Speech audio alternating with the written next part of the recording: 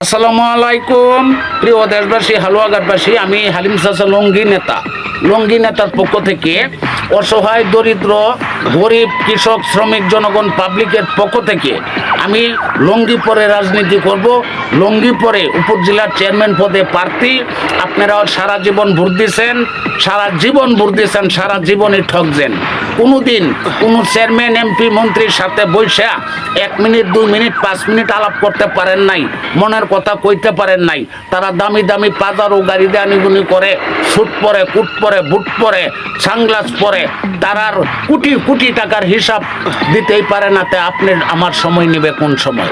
তো এই জন্য গরিবের পক্ষ থেকে, কৃষক শ্রমিকের পক্ষ থেকে, ভূমিহীনের পক্ষ থেকে, যার ঘর নাই তাদের পক্ষ থেকে, যার কল নাই, সাতবাড়ি মার্গে পানি খা তাদের পক্ষ থেকে, যার বাথরুম নাই, পরিবেশ নষ্ট করে তাদের পক্ষ থেকে, অসহায় দরিদ্র মানুষের পক্ষ থেকে আমি উপজেলার চেয়ারম্যান পদে প্রার্থী। যদি আমাকে ভোট দেন তাহলে ইনশাল্লাহ আমি সকলের পাশেই থাকব। সকলের বাড়ি বাড়ি আমি ঘুরে ঘুরে দেখব কার ঘর নাই, কেটা ধার কষ্ট করে, কেটা পানি খাইতে পারে না। বিনা টাকায় সকল কিছু ব্যবস্থা আমি হালিম চাচা করব।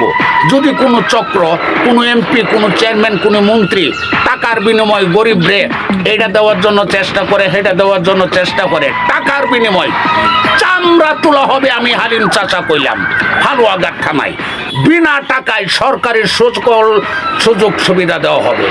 সরকারি সকল সুযোগ সুবিধা বিনা টাকায় দেওয়া হবে।